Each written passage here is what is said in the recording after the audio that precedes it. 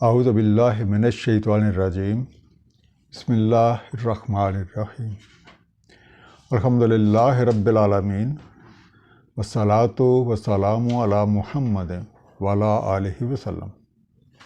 انشاءاللہ آج ہم سورہ المجادلہ کا مطالعہ کریں گے۔ یہ ایک مدنی صورت ہے، نزول قرآن کے لحاظ سے 105ویں اور ترتیب قرآنی کے لحاظ سے 58۔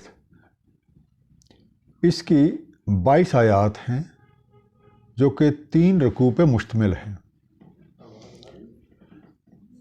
نزولی لحاظ سے اس بات کا اندازہ ہو جاتا ہے کہ اس میں کچھ ایسی باتیں تعلیم کی جا رہی ہیں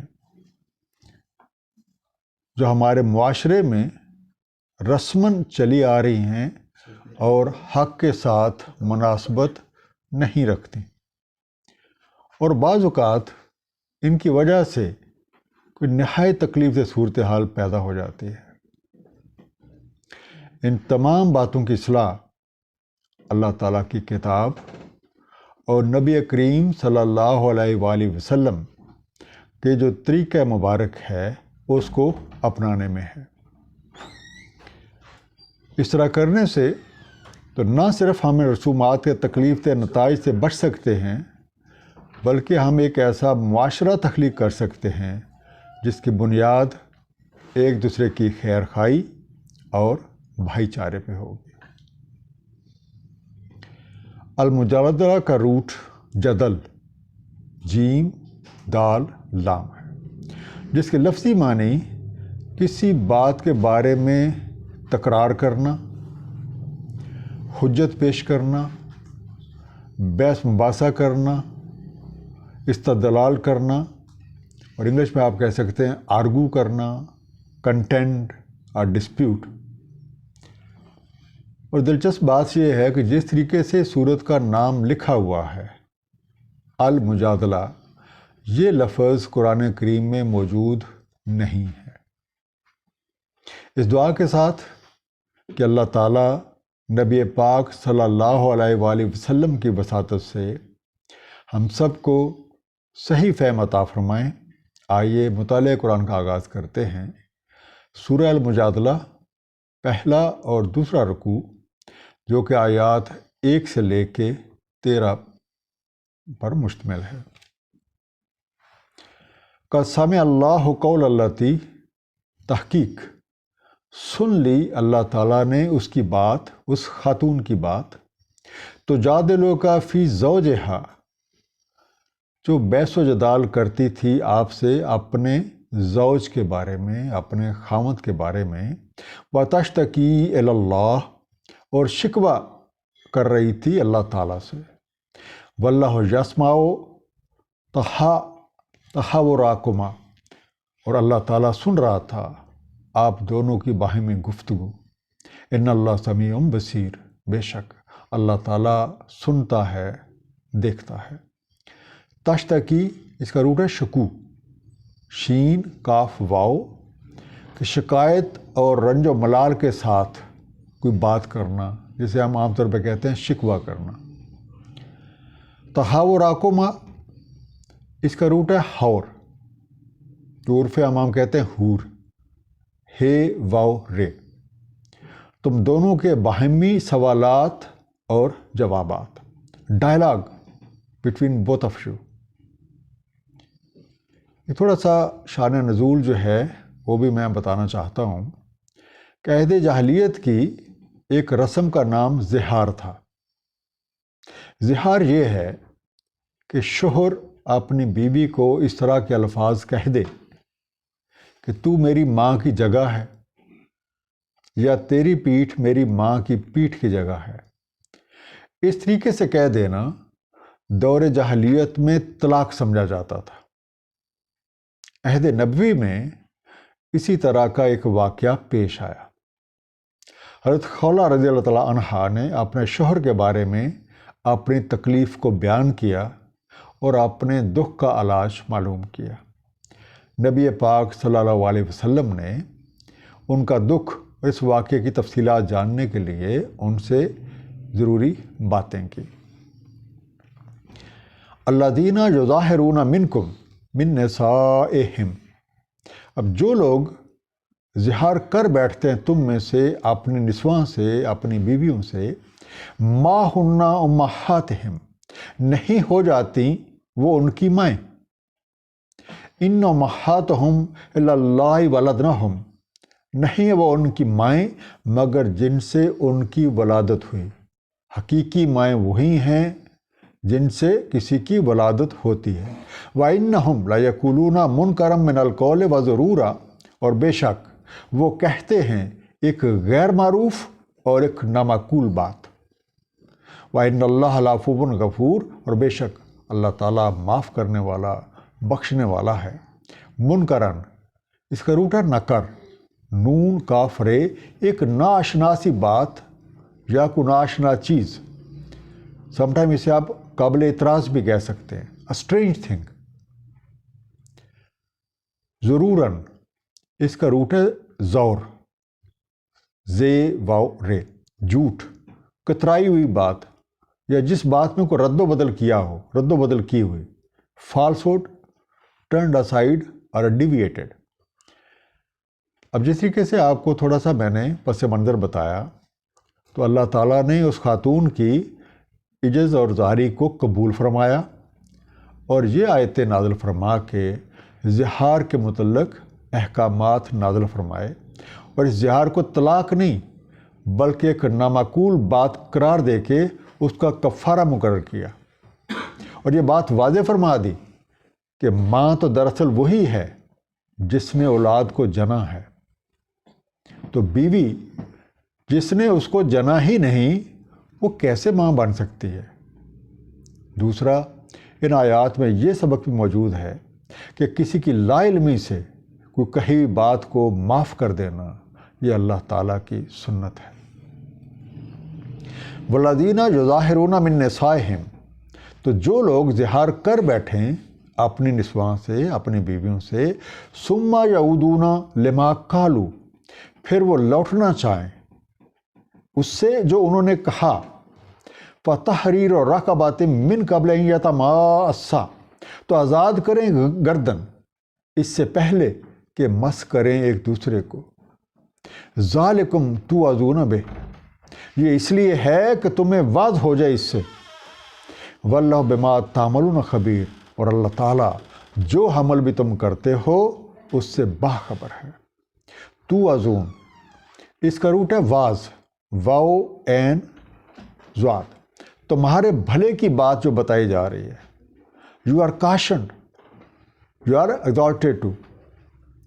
اب جب کوئی شخص اپنی کم عقلی سے ایک جھوٹی، ایک نامعقول اور بےہودہ بات کہہ دے تو اس کا ازالہ اسی طرح سے ممکن ہے کہ ازواجی تعلقات بحال کرنے سے پہلے وہ کفارہ ادا کرے۔ یہ عورت اسی کی زوجہ ہے اور محض زہار سے طلاق واقعہ نہیں ہو جاتی۔ اب چونکہ اس نے ایک غلط حرکت کی ہے، ایک غلط بات کی ہے، تو اسے پھر کفارہ ادا کرنا ہوگا۔ اس کفارے کی جو اصل سپرٹ ہے وہ نصیحت ہے، تاکہ وہ بندہ دوبارہ بھی ایسی غلطی نہ کرے اور دوسرے بھی اس حرکت سے باز رہیں۔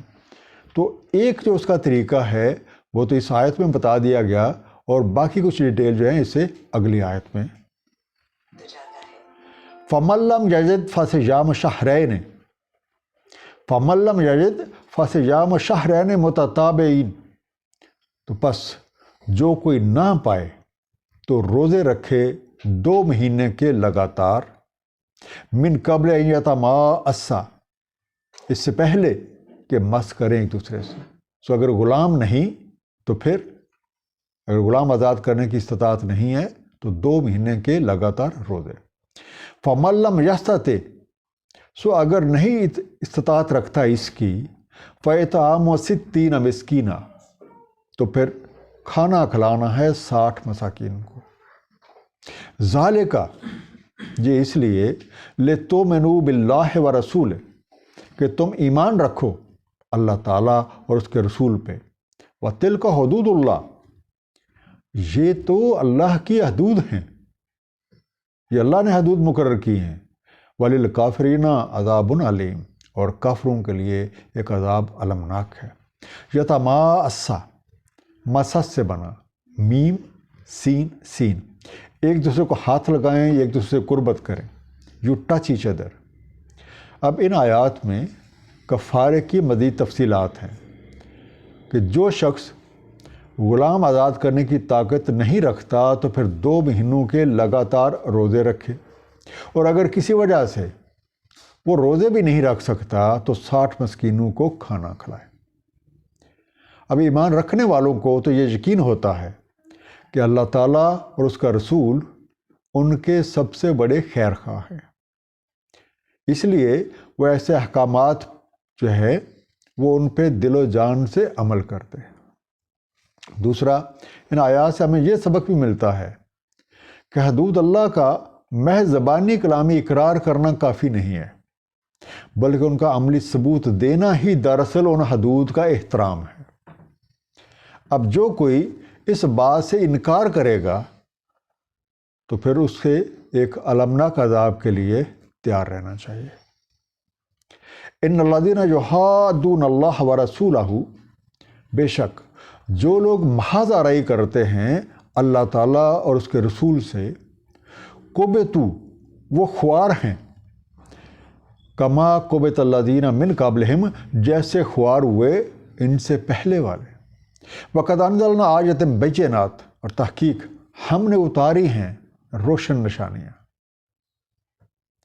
وللکافرین عذاب مہین، اور کافروں کے لیے ایک عذاب اہانت آمیز، بےزتی، رسوائی۔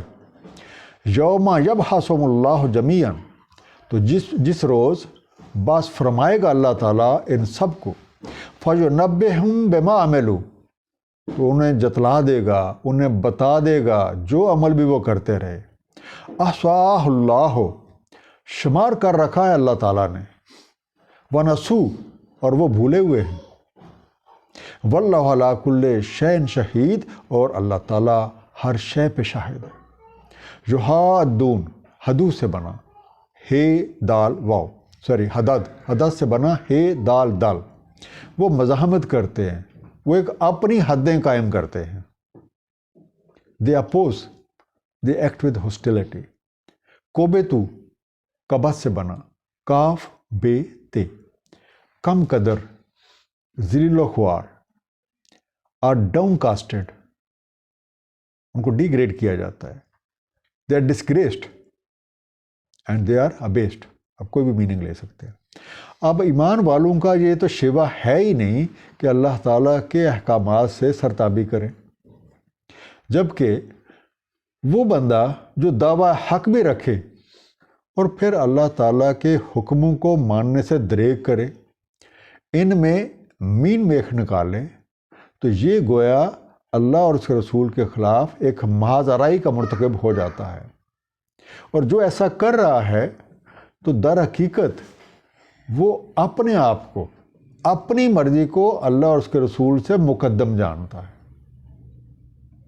اور ایسا کرنے والوں کا جو انجام ہے وہ سوائے خواری اور بربادی کے کچھ نہیں ہوا۔ اور اس بات کا ثبوت اقوام سابقہ کی تفصیلات میں موجود ہے، اور اگر آپ غور سے اپنے دائیں بائیں مشاہدہ کریں گے تو یہ نشانیاں آج بھی آپ کو نظر آئیں گی۔ ایسے لوگ مرنے کے بعد جب اللہ کے حضور پیش کیے جاتے ہیں تو وہ انہیں ان کا سارا احوال، ان کا سارا کیا دھرا بتا دیتا ہے۔ الم ترى، تو کیا تم نہیں دیکھتے ہو، کیا تم غور نہیں کرتے ہو، ان اللہ یعلم ما فی السماوات و ما فی الارض، کہ اللہ تعالیٰ علم رکھتا ہے جو کچھ بھی آسمانوں میں ہے اور جو کچھ بھی زمین میں ہے۔ ما یکون من نجوى ثلاثۃ، نہیں ہوتی کوئی سرگوشی 3 کی، الا هو رابعهم، مگر وہ ہوتا ہے ان کا چوتھا، ولا خمسۃ الا هو سادسهم، اور نہ 5 کی اور وہ ہوتا ہے چھٹا، ولا ادنی من ذلک ولا اکثر، اور نہ اس سے کم اور نہ اس سے زیادہ، الا هو معهم اینما کانوا، مگر وہ ان کے ساتھ ہوتا ہے جہاں کہیں بھی ہوں۔ ثم ينبئهم بما عملوا یوم القیامہ، پھر وہ بتلا دے گا انہیں جو عمل وہ کرتے رہے یوم القیامہ کو۔ ان اللہ بکل شیء علیم، بے شک اللہ تعالیٰ ہر شے کا علم رکھتا ہے۔ نجوہ، نجو سے بنا، نون جیم واو، کانوں میں کوئی بات کہنا یا چپکے سے راز کی کوئی بات کہنا، اور انگلش میں آپ کہہ سکتے ہیں کاؤنسلنگ، لیکن ایسی کاؤنسلنگ جو سیکرٹ انداز میں کی جائے۔ جو نبا سے بنا، نون بے الف، انہیں بتا دے گا، انہیں آگاہ کر دے گا، انہیں اس کی خبر دے دے گا۔ ہی ول انفارم دیم اور he will make it known to them. اب غور و فکر کرنے والے تو اس بات کو جانتے ہیں کہ اللہ تعالیٰ کے علم کی وسعت میں اس کائنات کی ہر چیز سمائی ہوئی ہے۔ اللہ نور السماوات والارض، وہ ہر جگہ موجود ہے، ہر چیز کو دیکھ رہا ہے، وہ سب کچھ سن رہا ہے، ظاہر ہو یا باطن، اس سے کچھ بھی مخفی نہیں ہے۔ الم تر الی الذین نہوا عن النجوى، کہ تم نہیں دیکھتے ہو کہ جنہیں منع کیا گیا تھا سرگوشی کے بارے میں، ثم یعودون لما نہوا عنہ، پھر وہ ارادہ کریں اسی کا جس کے بارے میں انہیں منع کیا گیا تھا۔ وَيَتَنَاجَوْنَ بِالْإِثْمِ وَالْعُدْوَانِ وَمَعْصِيَتِ الرَّسُولِ، اور وہ سرگوشیاں کرتے ہیں گناہ کی، تعدی کی اور معصیت رسول کی۔ معصیت اس کا روٹ ہے اسی، عین صاد یہ، نافرمانی، ڈس اوبیڈینس۔ سرگوشی کرنا آداب مجلس کے بھی خلاف ہے، اور مجلس کا ادب یہ ہے کہ صاحب مجلس کی بات کو غور سے سنا جائے اور اس کی اجازت سے ہی کوئی کلام کیا جائے۔ اگر یہ طریقہ اپنایا جائے گا تو سرگوشی کا کوئی جواد ہی نہیں رہ جاتا۔ اور پھر خاص طور پہ جب اس بات سے منع کر دیا جائے، اب جو بندہ بھی اس بات کا اعادہ کرتا ہے تو اس کا مطلب یہ کہ وہ بے ادبی کر رہا ہے، اور جب منع اللہ نے کیا ہے کہ پھر وہ حدود اللہ کی خلاف ورزی کر رہا ہے۔ چھپ چھپ کے یا چوری چھپے گناہ، زیادتی اور نافرمانی کے مشورے کرنا، ایک دوسرے سے ان چیزوں کے بارے میں کانا پھوسی کرنا، سرگوشیاں کرنا اللہ تعالیٰ کے احکامات کی خلاف ورزی ہے۔ وَإِذْ جَاءُوكَ، اور جب وہ آتے ہیں آپ کے پاس، حَيَّوْكَ بِمَا لَمْ يُحَيِّكَ بِهِ اللَّهُ، آپ کو تحیہ کرتے ہیں، آپ کو سلام کہتے ہیں جس طریقے سے نہیں تحیہ فرمایا آپ سے اللہ تعالیٰ نے۔ وَيَقُولُونَ فِي أَنفُسِهِمْ، اور وہ اپنے انفس میں کہتے ہیں، اپنے جی میں کہتے ہیں، لولا يعذبنا اللہ بما نقول، کیوں نہیں عذاب دیتا ہمیں اللہ جو ہم نے کہا ہے، اس بات پہ ہماری پکڑ کیوں نہیں ہو رہی۔ حسبہم جہنم، ان کے لیے کافی ہے جہنم، یصلونہا، جو اس میں واصل ہوں گے، جو اس میں پڑیں گے، فبئس المصیر، تو وہ ایک بری جگہ ہے پہنچنے کی۔ یحیک، ہی سے بنا، ہے یہ تمہیں سلام کہتا ہے، تمہارے لیے نیک خواہشات یا نیک جذبات کا اظہار کرتا ہے، گریٹس یو۔ اب آداب مجلس کا تقاضا یہ ہے کہ صاحب مجلس کے شایان شان ایک موزوں الفاظ میں سلام کے ادب کے ساتھ سلام پیش کیا جائے۔ اب مخالفین حق جب اللہ کے رسول کے پاس آتے ہیں تو ان کا تحیہ یعنی سلام کہنا یا نیک خواہشات کا اظہار اس طریقے سے نہیں ہوتا جو طریقہ اللہ تعالیٰ نے مقرر کر رکھا ہے اور اللہ نے تعلیم کیا ہے۔ اور ایسے لوگ اپنے دلوں میں یہ کہتے ہیں کہ ہماری حرکتوں کی وجہ سے ہماری پکڑ کیوں نہیں ہو رہی، حالانکہ اللہ تعالیٰ ہر جگہ موجود ہے، ہر چیز پہ شاہد ہے، سب کچھ دیکھ رہا ہے اور ہر ایک کے ساتھ موجود بھی ہے۔ وہ ایسے لوگوں کی بدباطنی کو بھی خوب جانتا ہے۔ اب کب اس کو پکڑنا ہے، کب اسے سزا دینی ہے، یہ وہی بہتر جانتا ہے۔ یا ایھا الذین آمنوا، اے ایمان والو، اذا تناجیتم، جب تم سرگوشی کرو، فلا تتناجوا بالاسم والعدوان ومعصیت الرسول، تو مت سرگوشی کرو گناہ کی، تعدی کی اور معصیت رسول کی۔ وتناجوا بالبر والتقوی، اور سرگوشی کرو نیکی اور تقوی کی خاطر۔ واتقوا اللہ الذی الیہ تحشرون، اور تقوی پو اللہ تعالیٰ سے جس کے پاس تم اکٹھے کیے جاتے ہو۔ بالاسم، اسم الف سے میم سے بنا، تکسیر حق تلفی، کوئی خلاف قانون حرکت، اسے آپ اسم کہتے ہیں۔ فار کمٹنگ سن اور کرائم۔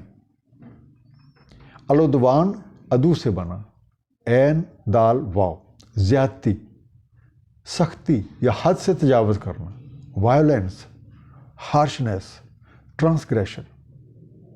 اللہ تعالیٰ نے ایمان والوں کو گناہ، زیادتی اور نافرمانی کے کاموں والی سرگوشیوں سے منع فرمایا ہے، اور ساتھ یہ تعلیم کیا ہے کہ ان کی سرگوشی کا مقصد صرف نیکی اور تقوی ہونا چاہیے، اور یہ بات ذہن نشین ہونی چاہیے کہ ہمارا کوئی بھی قول یا ہمارا کوئی بھی فعل اس قادر مطلق سے چھپا ہوا نہیں ہے، اور ہمیں اپنے اللہ کے حضور پیش ہو کے اپنے تمام اعمال کا حساب دینا ہے۔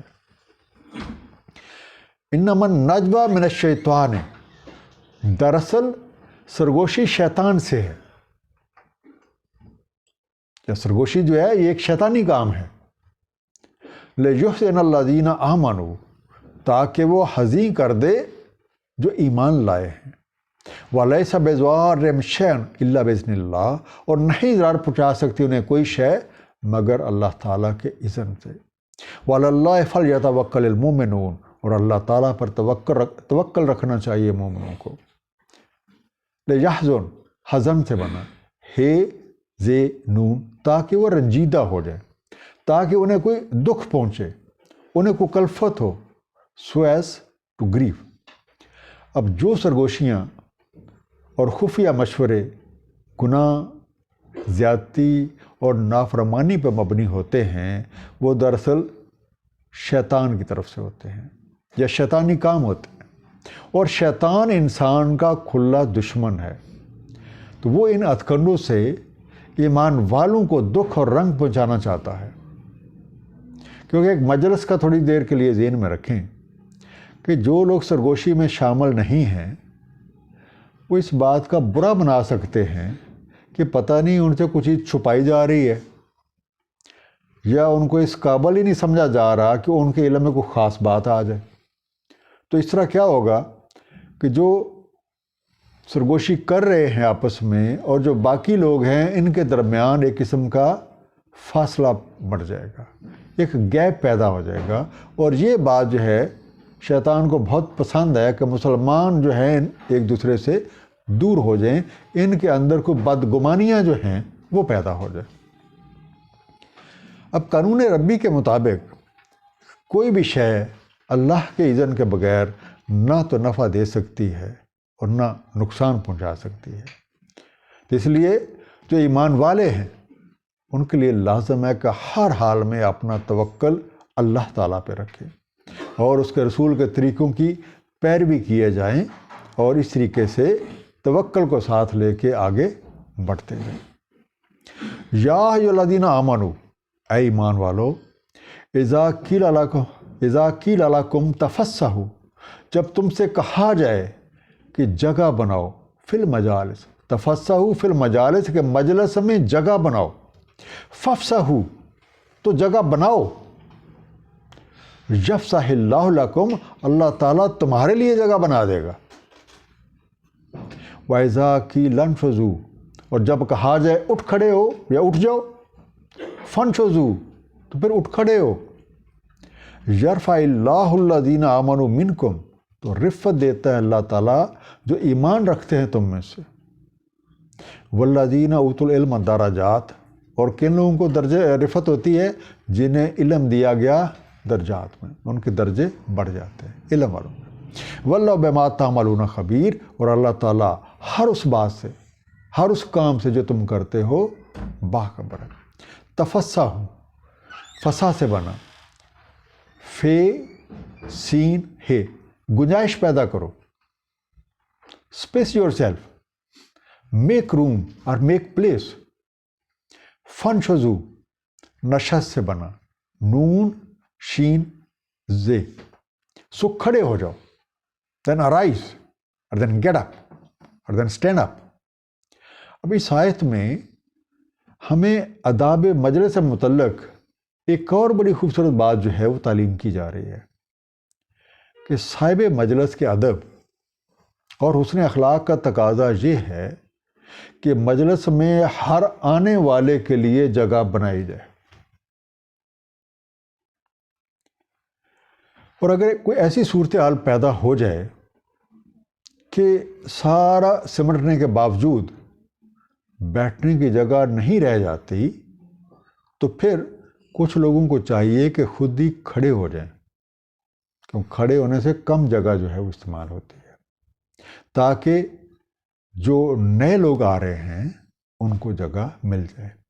خود کھڑے ہو جائیں بہت اچھی بات، یا پھر اگر ادھر کوئی انتظامیہ ہے یا صاحب مجلس اگر کسی کو کہہ دیتے ہیں کھڑا ہو جائے تو پھر وہ انہیں کھڑے ہو جانا چاہیے، کیونکہ بیسک مقصد یہ ہے کہ جو باقی لوگ آ رہے ہیں ان کو کوئی سہولت مہیا کیا جائے.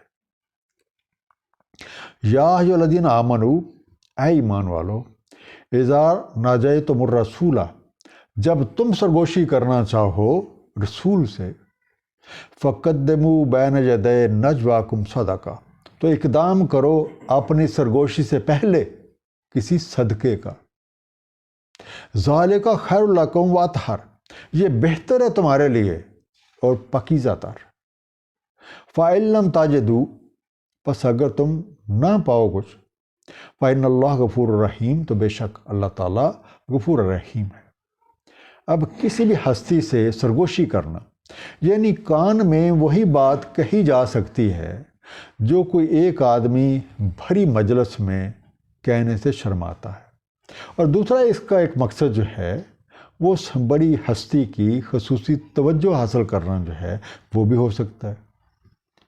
اب اگر کوئی ہمارے میں سے اپنے رسول نبی کریم صلی اللہ علیہ وسلم سے اپنی ذاتی نوعیت کا کوئی مسئلہ پیش کرنا چاہتا ہے اور ان سے مدد یا رہنمائی کا طالب ہے تو اسے چاہیے پہلے صدقہ ادا کرے حسب حیثیت، اور ایسا کرنے سے سرگوشی کرنے والے کا بھلا ہوگا اور انشاءاللہ اس کی حاجت ضرور پوری ہوگی.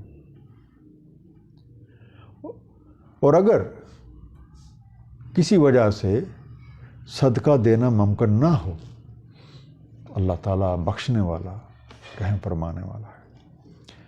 اشفقتم، کیا تم ڈر گئے ہو، ان تقدموا بین یدی نجواکم صدقات، کہ تم اقدام کرو اپنی سرگوشی سے پہلے کسی صدقے کا. فَإِذْ لَمْ تَفْعَلُوا، بس جب تم ایسا نہ کر سکو، وَتَابَ اللَّهُ عَلَيْكُمْ، اور اللہ تعالیٰ توجہ فرمائے تم پہ، فَأَقِیمُوا الصَّلَاۃَ، تو صلاۃ قائم کرو، صلاۃ قائم رکھو. وَآتُوا الزَّکَاۃَ، اور طریقہ زکوٰۃ کو اپنائے رکھو. وَأَطِیعُوا اللَّهَ وَرَسُولَهُ، اور اللہ تعالیٰ اور اس کے رسول کے اطاعت کرتے رہو. وَاللَّهُ خَبِیرٌ بِمَا تَعْمَلُونَ، اللہ تعالیٰ باخبر ہے اس سے جو عمل بھی تم کرتے ہو. اشفقتم، شفق سے بنا، شین فے کاف، کیا تم سہم گئے ہو، کیا تم ہراساں ہو گئے ہو. آر یو ٹریول، یا تم کو ڈیفیکلٹی یا کوئی مشکل محسوس کر رہے ہو. سرگوشی سے پہلے یا اپنے رسول کے کانوں میں کوئی بات کہنے سے پہلے صدقہ دینا بہتری کی صورت ہے. بہرحال اگر ایسا ممکن نہ ہو تو صلاۃ قائم رکھنا، طریقہ زکوٰۃ کو اپنائے رکھنا، اور ہر حال میں اللہ تعالیٰ اور اس کے رسول کے اطاعت کرنا فرض ہے. اور ہمارا یقین کامل ہونا چاہیے کہ اللہ تعالیٰ ہمارے ہر عمل سے باخبر ہے، اور اگر یہ یقین بن جائے تو انشاءاللہ ہمارا ہر عمل صالح عمل ہوگا. ایک مختصر سا خلاصہ ان دونوں رکوع کا۔ ہمارے معاشرے میں کئی ایسی رسمیں چلی آ رہی ہیں جو حق کے ساتھ مناسبت نہیں رکھتی، اور بعض اوقات ان کی وجہ سے ایک انتہائی تکلیف دہ صورتحال پیدا ہو جاتی ہے۔ ایسی تمام باتوں کی اصلاح اللہ تعالیٰ کی کتاب اور نبی پاک صلی اللہ علیہ وسلم کی حیات مبارکہ کو اپنانے سے ہو سکتی ہے۔ اللہ تعالیٰ نے زہار کی رسم کو ایک غیر معروف اور نامعقول بات قرار دیا اور اس کے کرنے والوں کو کفارے کا حکم دیا۔ یہ کفارہ نصیحت کی خاطر ہے تاکہ وہ دوبارہ ایسی غلطی نہ کریں اور دوسرے لوگ بھی ایسی حرکت سے باز رہیں۔ سرگوشی کرنا آداب مجلس کے خلاف ہے، اور منع کیے جانے کے باوجود اس کا اعادہ کرنا بے ادبی اور حدود اللہ سے تجاوز ہے۔ گناہ، تعدی اور معصیت کی سرگوشیاں ایک شیطانی فعل ہے۔ مجلس میں آنے والوں کے لیے لازم ہے کہ صاحب مجلس کی شان کے مطابق تحیہ یعنی سلام و تسلیمات پیش کریں، جس طرح اللہ تعالیٰ نے تعلیم کر رکھا ہے، اور کسی کو یہ نہیں سمجھ لینا چاہیے کہ اس کا کہا ہوا یا اس کا کیا ہوا اللہ تعالیٰ سے کسی طرح پوشیدہ ہے۔ مجلس کے آداب اور اس نے اخلاق کا تقاضا ہے کہ ہر آنے والے کے لیے جگہ بنائی جائے، اور اگر کھڑے ہونے کا کہا جائے تو بلا چون و چرا کھڑے ہو جائے۔ اس کا مقصد دوسرے لوگوں کے لیے سہولت مہیا کرنا ہے۔ اللہ تعالیٰ ہم سب کو سمجھنے اور عمل کی توفیق فرمائے۔ صدق اللہ العلی العظیم، صلی اللہ تعالیٰ علی حبیب محمد وآلہ وسلم۔